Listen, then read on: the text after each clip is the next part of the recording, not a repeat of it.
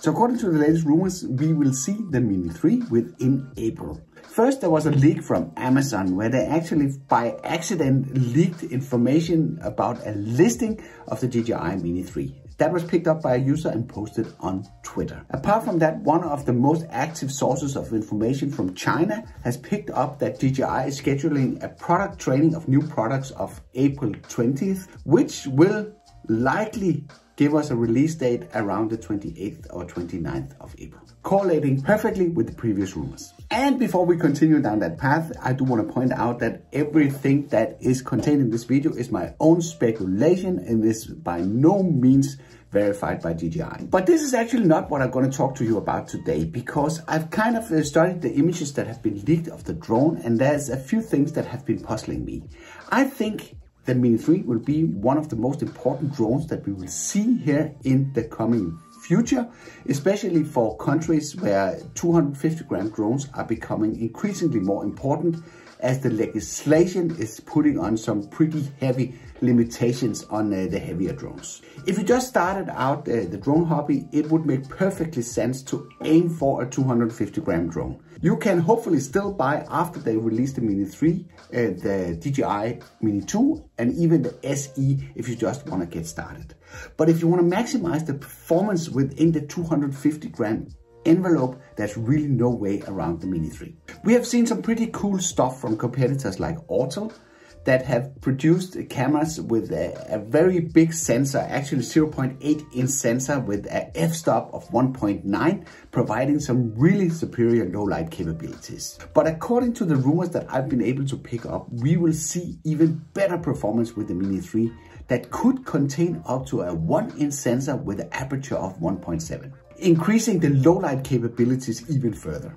Even though you're getting really good performance with the Autel drones, it would be no surprise if DJI managed to top that. And comparing the prices against competitors like Autel, like I did in the previous video, which I will link somewhere up here, you would see that it's actually positioned very attractive compared to the competition. One of the weak sides of the Autel drone was the wind performance. I did some extensive testing at very high wind speeds, showing the performance of the Autel Nano Plus against the DJI Mini 2, and this was not really a fight. There was such a big difference how these two drones performed.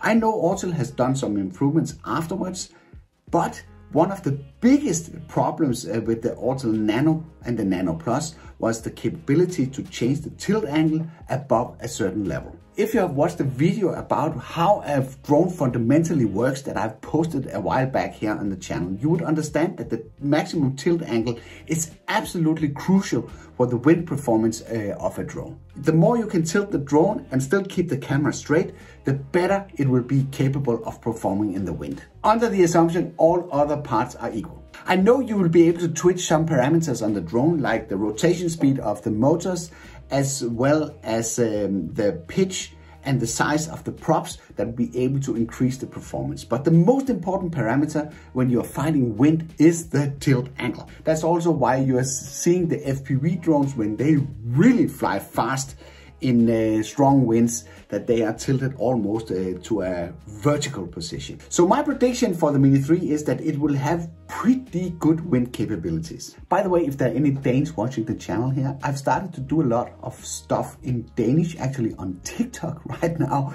So if you're interested in sort of following along on your native language, så vil jeg putte et link til TikTok i beskrivelsen her.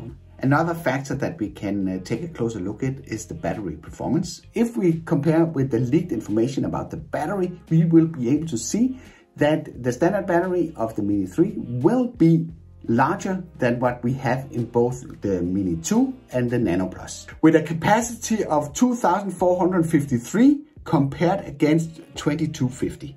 But even though there is a drop in the rated voltage, it's still an increased capacity compared to the Nano series as well as the Mini 2. Because there's a cap on the maximum speed of the drone according to the new EU drone rules, to still keep the drone flying in A1, I would expect the flight time to be at least on par or better what we see with the DJI Mini 2. As I would expect, the bigger camera as well as the obstacle avoidance sensors will eat up some of the gap between the battery capacity. No one really knows, as it's very sparse with information that have been leaked around the DJI Mini 3, but that shouldn't stop us from kicking around ideas, speculating a little bit. I think that's just part of the game. So I hope you will join me in the comments below. If you're finding any value in the information in this video, then consider subscribing so you don't miss out on my weekly tips, tests and tutorials. I hope you liked this video. If you did, then feel free to give a like. If you didn't like it, feel free to press the dislike button twice. Thank you for watching, and I'll be seeing you around.